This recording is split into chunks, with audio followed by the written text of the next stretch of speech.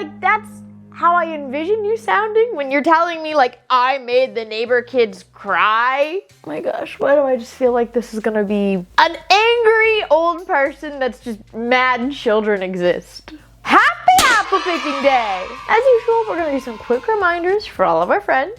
If you want to transfer your submission to be featured on Am I the Bad Apple, you can send it to my subreddit, r/Am I the Bad Apple. And of course, remember, as you guys are discussing and talking about your own opinions in the comment section, we all come from different branches of the apple tree, meaning we all have different experiences. So those experiences are going to form our perspectives, and we might initially look at stories differently or not notice one part or misinterpret another. That happens. That's a part of all of us just being different human beings. Sometimes you might teach someone else something new. Sometimes you might learn something new. Sometimes you might just have to agree to disagree with somebody. And that happens. That is okay. We're using the comment section to practice healthy and productive communication. That's the point. And just like out in the real world, you're not always going to agree with everybody, and that happens. So, without further ado, let's get started with this week's episode of Am I the Bad Apple? Let's go apple picking! Apple number 1.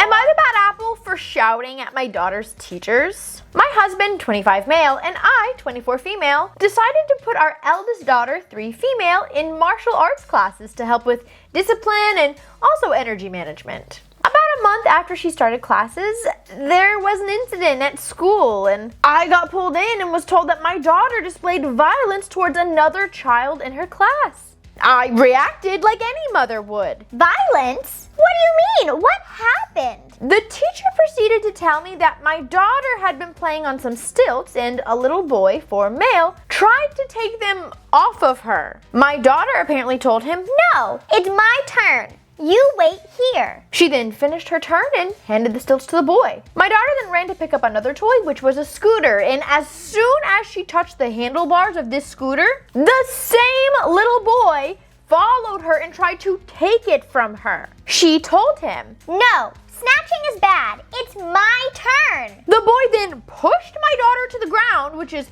where I would assume the teachers would step in, but apparently not. So my daughter got up, took the boy by his shoulders, and put him to the floor in self-defense. I asked the teacher, why have I been pulled in here for violence when it was clearly self-defense? My daughter didn't kick, punch, slap, hit, nip, cut, bite, or injure this child in any way. So why is this categorized as violence? The teacher's reply made me storm out. As the little boy was getting up off the floor, he hit his head on something on the way up, and a whole report had to be filed, and my daughter pushing him down had to be included in the report. What? I lost all of my composure. So my child is now labeled as violent because of another kid's lack of spatial awareness or lack of vision or lack of common sense to check his surroundings as he was getting off the ground? How does that add up? I was done with that conversation. I will not be taking this further, and I'm not going to be speaking to my child about the issue because she was protecting herself.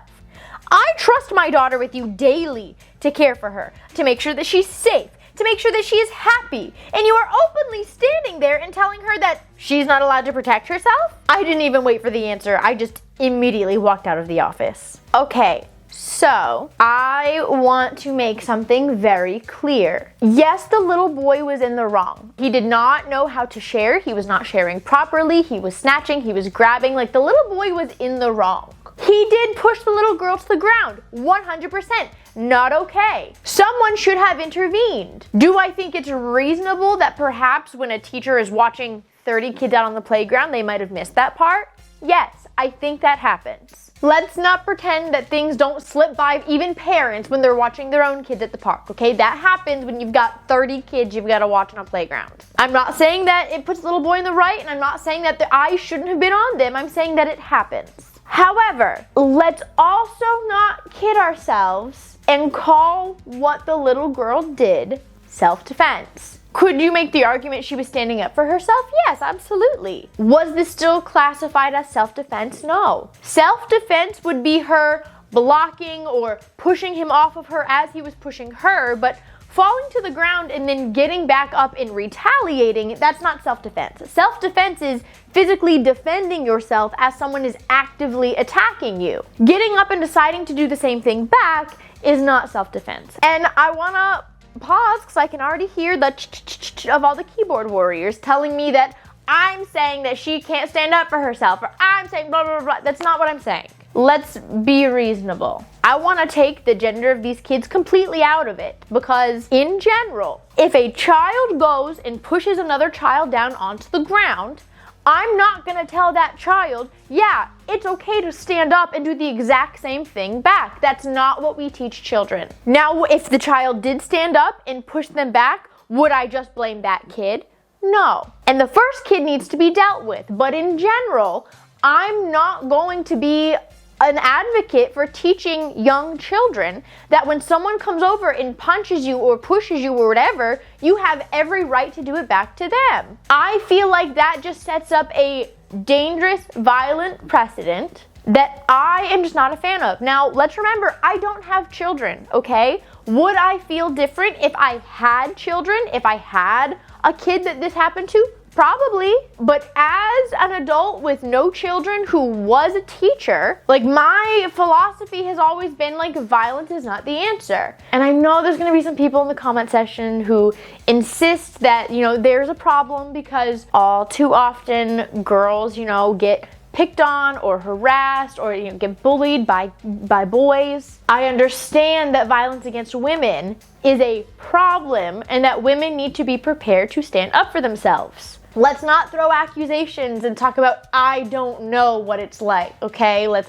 remember 1 in 3 women. Let's not throw accusations, okay? I'm just saying that I as a teacher would not consider this self-defense. That's it. That's all I'm saying. I didn't say it wasn't justified. I didn't say it's not a problem that we have to teach boys to do better, kids to do better, people to do better in general, right? I didn't say any of those things. I just said that this wasn't self-defense. I think that the school for sure should have called in the other parents as well, like definitely dropped the ball on that. He did start it. He wasn't sharing. He kept taking toys from the girl. He pushed her first. Unacceptable. But I do think as a teacher, it would make sense for me to report what happened to the mom of the daughter as well. That also has to be done. Hey, this is an altercation that occurred. Your daughter did not act in self-defense, and as the other child was getting up, hit his head, we had to fill out a report about it. Whether or not you think it was justified or not, I think the school is right in having to report that incident. It would also make sense to me to talk to each set of parents separately.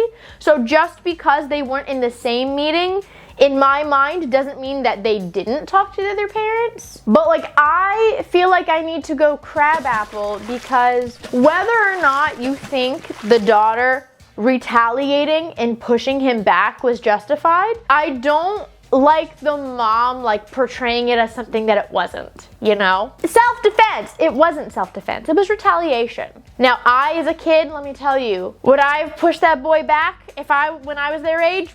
Absolutely. I'll own up to that. I try to be as honest with you guys as I possibly can. And again, as an adult, if I had children, might I react differently to this story? Yeah, probably, but I don't have kids. I don't know what it's like to have children in that situation, I'm still gonna go crabapple because I do think advocating for her daughter and making sure that it was known that her daughter didn't start this, that, she was just reacting, not self-defending, but reacting to another boy pushing her down, making sure that the teachers know, hey, you're supposed to be watching her and you let it get to this point, that's a problem. All of these things need to be said, 100%. But I'm going crabapple because she keeps insisting this was self-defense, and that's not correct. And I think there are plenty of people who are going to say, oh, well, the little boy received the consequences of his actions. And if that's your opinion, that's your opinion. I'm still going to go crabapple because mom keeps insisting that that's not self-defense. I do think that she needs to talk to her daughter about the situation, not necessarily to scold and say you did bad, blah, blah, blah, all those things. But I think being able to talk about it, reflect on it. What are some other choices that we could have made? How did you feel in that situation? How did you feel after? Do you feel safe in class? I think these are all very valid questions, It's not just about, again, reprimanding for her behavior, but it's also checking in and like just seeing how she's doing with it. I think that's very important. So to say like I'm not talking to my daughter about this, I don't agree with that either. So yeah, I'm going crabapple. And I think a lot of people aren't gonna agree with me, and that happens a lot sometimes. And you know, there might just be something that I'm like not thinking about, or there might just be something that I'm not considering, or something that I didn't experience. Again, I don't have kids. Like I don't know. I just had my experience teaching high school kids, you know? I don't know what's appropriate for 3-year-olds. I'm just a 28-year-old childless millennial. Like, I don't know what I'm doing. Apple number 2. Am I the bad apple for telling my girlfriend she was rude? I, 25 male, have been dating this girl, 24 female, for about 5 months. I knew her family was well off based on the story she told me about her upbringing, but I didn't get a chance to meet her parents until this past week when we all went to their beach house for a few days. The house wasn't just huge. It employed a staff of like 8 people. I was never used to being served like this, and I witnessed some behaviors from my girlfriend and her family members that made me feel very uncomfortable. Here are just some examples of their behaviors toward their staff. First of all, after our first night, I heard her mother tell one of the housekeepers to clean the bedroom that my girlfriend and I were staying in. I told the mom, no.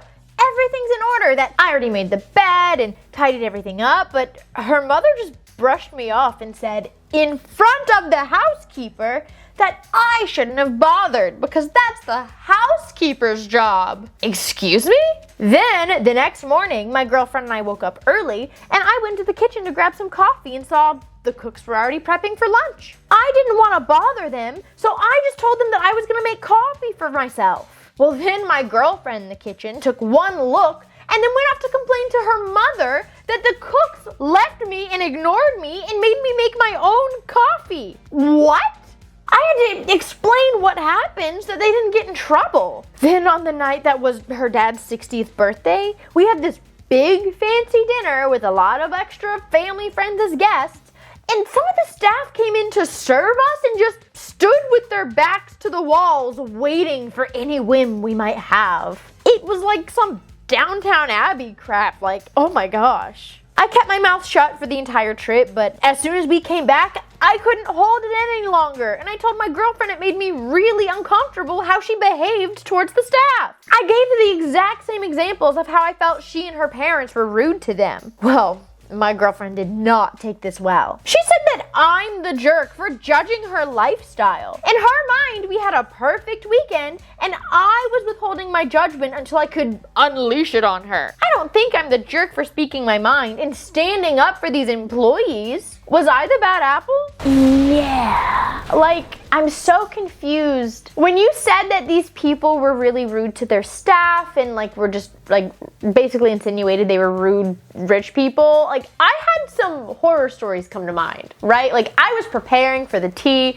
I was ready to hear these atrocities, and I didn't feel like that happened. So they have a housekeeper whose job it is to change the sheets, tidy things up, you know, clean up each room. Did you ever think that maybe like you making the bed and like arranging everything a certain way was just making more work for her? If she's already stripping the bed, you know, just leave it. And then with the cooks, you know, if they're prepping for lunch, you going in there, first of all, like if you go to a restaurant, you don't go into the kitchen, right? Like they don't allow you into the kitchen to get your own drinks or like you know what I mean? So like you're basically going into their area of work, like a kitchen at a restaurant, and you're like, don't mind me. But in reality, you're probably in their way. They're trying to get things set up for the day. And that's an additional body that doesn't know where things are, that doesn't know where things are going, that is just in the way. Like, have you ever tried to make dinner with a spouse and like, you're like, okay, you're in front of the drawer that I need. Okay, please move. Now you're in front of the cupboard that I feel like you're white knighting these people here, you're actually just making their job a little bit more difficult. Like when you go to a restaurant, are you surprised when your server comes and brings you your water and is walking around to check on you and is just kind of waiting for you to need something? No, because that's what they're there, like that's their job. Like I feel like this is an issue in today's world, is that sometimes people take it upon themselves to be offended for other people, and it's not always warranted. I think the real jerk here is you assuming that like you thought it was really rude to tell a housekeeper that, you know, this is what she does. She like makes sure everything is neat and tidy in the way that we like it. And you took it upon yourself to decide that that was embarrassing and that was humiliating. It's not that her job is embarrassing and humiliating. You deemed that that was embarrassing and humiliating, and that is way more offensive. Like, this is how someone pays their bills. This is their livelihood. I am fully of the opinion that no matter what you do in your life, be happy and own it and enjoy it and be proud of what you do. Like, you are making a living for you and your family, whoever depends on your paycheck to survive and to eat. So, like, yeah, that's their job, and they're gonna do a dang good job of it, you know? I feel like making these people feel like they should be ashamed to do their job is the real problem. Like, these sound like very professional workers. And to act like them doing what they're trained to do, what they're supposed to do, what they're paid to do is offensive and embarrassing. Like, no, that's offensive and embarrassing. Like, you're belittling what they're doing to feed their families, and that's what I don't like. And I don't think you have malicious intent, but I feel like you're white knighting something that you just don't understand. Like, I think that you're in culture shock, for sure.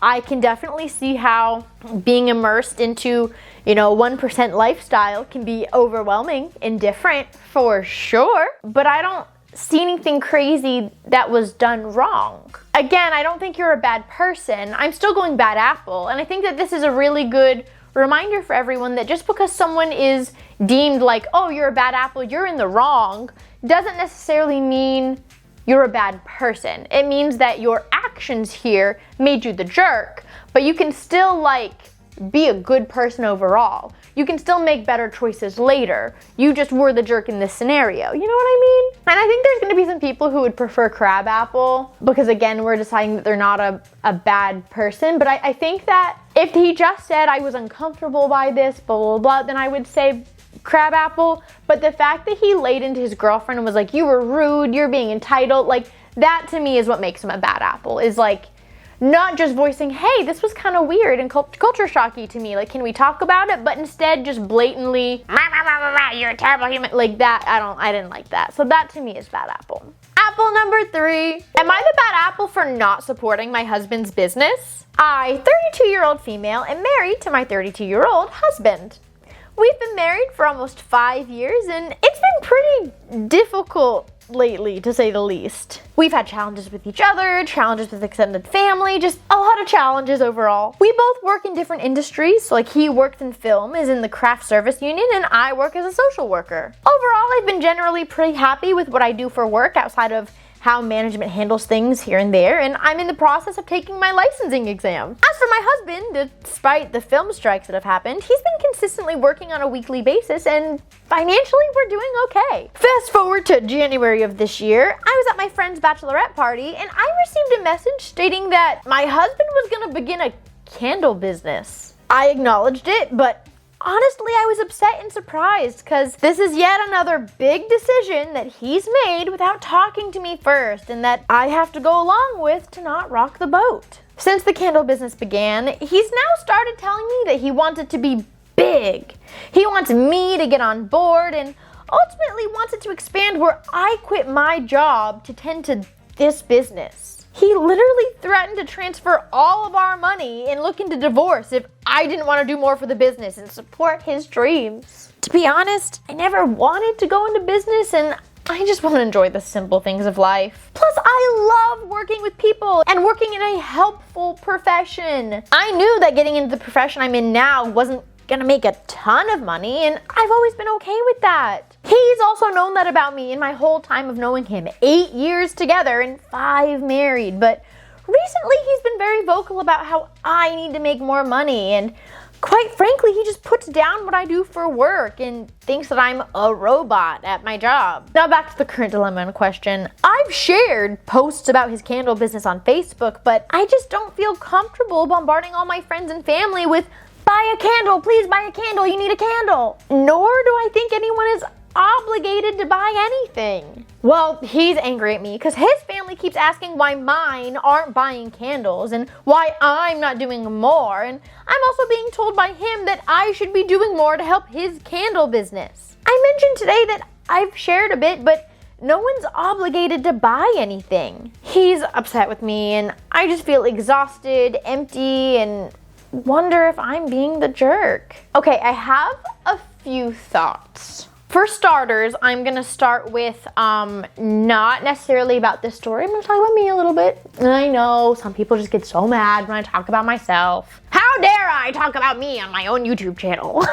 Anyways, when I started social media, like, I cannot tell you how many people thought that it was a stupid idea, right? Like, even my brother and I laugh about this now. It's like a bit, it's like a running joke. But my brother straight up told me it was a stupid idea, that I shouldn't quit my job. Like, he was not on board, to the point that he was like, I'm not following you on like any platform. Like, he already followed me on Instagram because I had an Instagram before I started social media. But he's like, I'm not following you anywhere because like I don't support this. And to this day, he doesn't follow me anywhere. And he always likes to say like he's just digging his own grave, like he can't back down now. But like, Avery always supported me, you know? Like, Avery was always all about it, always do whatever you need to do. And so I think that when you decide to chase your dreams like that, spousal support, even if they have concerns, even if they have doubts, you know, I think it's so important. And you know, I'll be so honest, like, a lot of the conversations with Avery when I first left teaching was like, this is your job, this is your career. Like, he was like, do what you need to do for you to feel fulfilled and for you to be happy. And now that, you know, it's worked out, I've kind of done the same thing for him. For the y'all that might not know, I mean, I guess you would, because everyone calls him the family neighborhood lawyer man, but like, Avery was an attorney.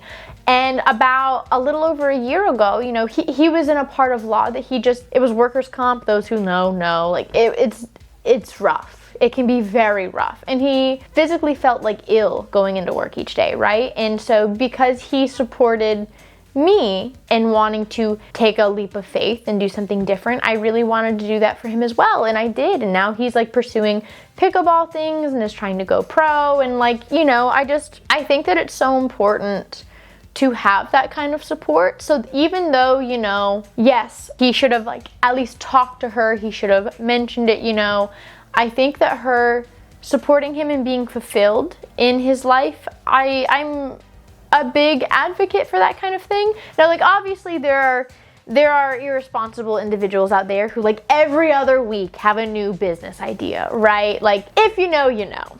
So I definitely think that there's like an extent to which I would offer that kind of grace. But initially, I just think that, you know, supporting each other is a very important aspect of marriage and things like that. And I just wanted to share that little tidbit. With that being said, I think that, like, I don't necessarily think she has not supported her husband, you know? She shared on Facebook and she said, yeah, do what you need to do, I guess. You've already made the decision, so do it. And I feel like that's enough. Like, she does still have her own job. Do I ask Avery to like go around and ask people at pickleball tournaments to follow me on social media? No, because that's not his job. I don't want that either, you know? Like, you want to organically find people who want to watch your content, want to buy your candles, you know?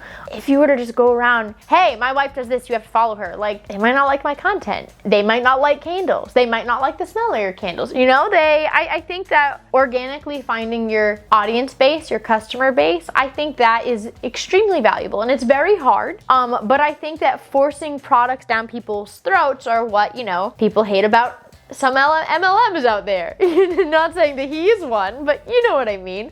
So I think that she's already doing what she should be doing. I don't think it's wrong for her to feel like she's not a salesperson. And I don't think she's wrong for not feeling comfortable doing more. I do want to address like him threatening to take all the money. That's a red flag. That's a problem. That's like its own issue, completely separate from the question of, am I wrong for not doing more? That's just a problem, period. And that needs to be addressed. It was that specific incident that made me think of, there's this girl that I follow on TikTok, and it's like how to deal with a narcissistic partner, and I don't remember what her handle is, but I watch her. It makes me laugh because like an ex-boyfriend of mine was a big narcissist, so I giggle at it. But like that, it made me think of her and her content. Hearing the, I have a new business idea. I think the specific one she used in her video was like, it's gonna be an arm that puts the chips in your mouth when you're eating. I think it was something like that. It was like, what?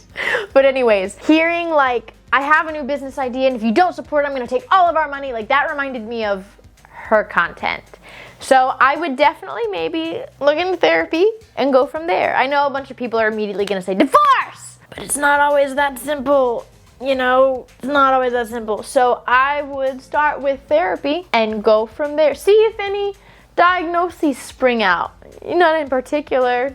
Narcissist. But I could be wrong. Like I might not have enough information. Like, and that's something that I think that we all need to remember also, that when we see a 1-minute video on TikTok or YouTube, or we read like a quick little blurb from someone's life, like just because someone's like 2-minute actions might seem very like, oh, that seems narcissistic, that doesn't mean we actually know this person. We're not licensed individuals. At least I'm not. You know, we don't know enough about this person to actually give a diagnosis, which is why I'm saying look into therapy. It feels like a good idea. But I'm going good apple. So far we have a crab, a bad, and a good. Those are the apples we have so far. Vixie, you ready for apple number 4? I am. I have too much energy tonight. It's fine. Apple number 4. Am I the bad apple for making the neighborhood kids cry? Yesterday was my daughter's 8th birthday, and we did a princess-themed party. The only people invited were family or family friends. My relationship with our neighbors is meh. We wave if we see them, but otherwise we don't really talk to them or anything. During our daughter's birthday party, which was held in our yard that is semi-fenced in, I started to bring out cupcakes for the kids. When I was handing them out, I noticed 2 kids that were definitely not invited because they were not my nieces or my nephews or family friends. I then realized they were my neighbor's kids. I paused handing out cupcakes and asked why they were here, and one of the kids just shrugged and said, my mommy said I could come over. I told them, no, that was kind of inappropriate to just come on over. I then asked my husband to escort them back to their parents' house. I mean,